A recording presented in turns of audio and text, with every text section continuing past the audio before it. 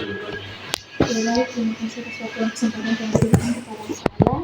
Sebelum itu, perkenalkan nama saya Syahrini Gita Gaunes. Saya dari Produksi dan Gizi Fakultas Universitas Jepang. Di sini saya melakukan penyuluhan kepada kakak dengan materi yaitu variasi gigi atau gigi berulang. Sebelum saya memulai materinya, saya menanyakan kepada kakak mungkin kakak tahu apa itu gigi berulang atau kakak pernah mengalami materi gigi berulang? Jadi saya langsung saja. Yang pertama ada pengertian gigi berlubang. Nah, gigi berlubang adalah kondisi gigi yang rusak akibat biasanya lapisan terluar gigi atau enamel. Seperti pada gambar ini kakak bisa lihat ini yang gambar contoh gigi berlubang.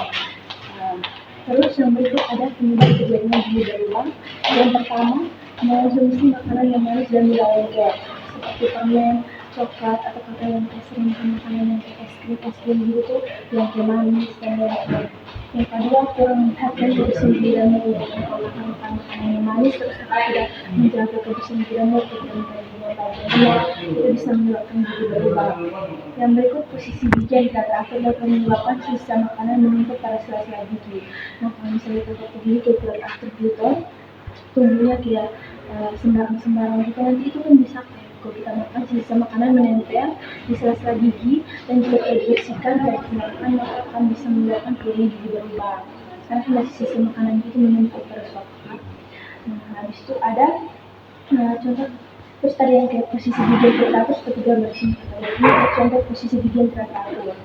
Terus yang berikut ada proses terjadinya gigi berlubang. Nah, di sini pada mulanya berawal dari sisa makanan yang tidak dibersihkan dan kelamaan membentuk suatu lapisan lemak yang disebut plak. Nah, plak mengandung kuman yang mengandung zat asam yang akan melarutkan jaringan keras gigi atau email sehingga dapat menyebabkan keras gigi. Nah, jadi pertama itu berawal dari sisa makanan. Terus yang tidak dibersihkan memang membentuk plak. Plak itu kayak sisa makanan tipis yang ada kakak gigi. Terus kalau plak tidak dibersihkan, maka hanya plak itu dapat menyebabkan namanya karang gigi. Kalau karang gigi diberkah dan dibersihkan tidak dijaga, maka bisa menyebabkan itu gigi berlubang. Kan kalau misalnya sisa makanan atau yang lapisan keras itu kan kalau tidak dibersihkan lama-lama kan gigi rusak. Nah, itu juga salah satu penyebab terjadinya gigi berlubang. Terus yang berikut ada cara mencegah gigi berlubang. Tapi sebelum ke cara pencegahan, kita akibat kejadian berlubang dulu. Yang pertama ada gigi rasa sakit. Jadi akibat yang gigi berlubang itu gigi keras sakit. Karena kalau misalnya gigi berlubang keras kita tuh merasa sakit. Yang kedua gusi bengkak. Itu karena gusi bengkak itu berarti dari kakak punya bentuk merah, gusi merah berdarah. Jadi bisa menyebabkan gigi berlubang. Terus itu bambu. Karena kalau dari gigi berlubang bisa menyebabkan bambu karena bakteri atau sisa makanan yang masuk atau terselip dalam lubang tersebut itu bisa menyebabkan kita penyembuhan. Jadi ketika kita tidak pede untuk bertemu dengan sesama. Habis itu ada 4 terbentuknya abses gigi atau kemunculan persamaan pada sekitar gigi dan gusi. Ini karena jika kita membiarkan terus berubah, nanti lama-lama akan terdapat abses gigi atau namanya gigi. Jadi kakak harus menjaga kebersihan gigi dan mulut dengan rajin. Jadi supaya kakak gigi itu tidak berlubang gitu, terus tidak sakit juga. Yang berikut adalah cara pencegahan gigi berlubang. Yang pertama, menjadi gigi 2 kali sehari. Pagi sudah sarapan dan malam sebelum tidur. Nah, ini kalau saya ingin bertanya, kakak menjadi gigi berapa kali sehari? Satu kali sehari.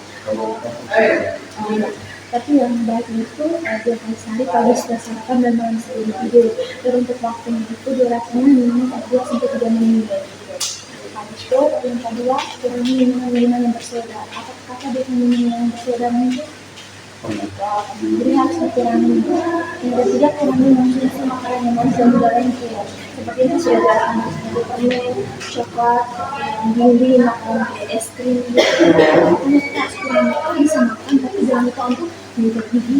Setelah makan, jangan lupa untuk membersihkan gigi dan cara menjaga gigi. Terus yang keempat, mengonsumsi buah-buahan dan sayuran. Seperti gambar, kita harus mengonsumsi banyak buah-buahan sayuran yang segar. Bersara dan air seperti itu ya. Jangan yang mahal-mahal juga, tapi yang sederhana bisa kita dapat. sayur apa tadi sayur bayam, sayur putih, kemudian sayur yang segar-segar gitu yang berserap air itu bisa mencegah gula. Yang berikut ada menggunakan benang gigi. Kalau kalian tahu ini contoh benang gigi. Nah, ini benang gigi kita bisa temukan di politik atau di supermarket dia bisa. Ini untuk penggunaannya praktis. Jadi kalau misalnya kita kan biasanya kita pakai susu gigi, nah itu memang nggak boleh karena itu bisa bikin kita produksi berdarah. Jadi yang lebih baiknya pakai benang gigi karena bisa mengangkat makanan yang tersebut bisa berdarah dulu. Yang berikut menggunakan obat kunyit. Nah, kalau obat kunyit itu supaya mencegah tetap membau jangan bau, itu juga bisa salah satu pencegahannya. Jadi obat kunyit juga bisa dilihat di supaya terus yang berikut kontrol rutin pada gigi setiap 16 kali untuk orang dewasa. Nah itu kalau untuk anak jangan lupa untuk kontrol pada gigi itu setiap 16 kali. Itu kalau kakak punya adik bisa untuk sarankan untuk kontrol pada gigi itu setiap 12 kali. Kakak dari saat ini teknik saat terdekat juga belum pernah. Coba nanti kalau kita coba kontrol rutin pada gigi setiap 16 kali nanti mungkin ada masalah dalam gigi. Kamu kita ada yang bertanya? Saya sampaikan cara pencegahan ini berubah. Ibu yang bilang itu kan jadi bisa rekomendasikan kalau untuk yang obat kumur itu kakak bisa gunakan steril. Kakak bisa di supermarket juga ada dia jual steril. Itu biasa kakak gunakan itu bisa pas menyikat gigi juga. Kan kalau misalnya kita bisa menyikat gigi itu betul tidak bersih. Jadi kalau Antrian nomor 1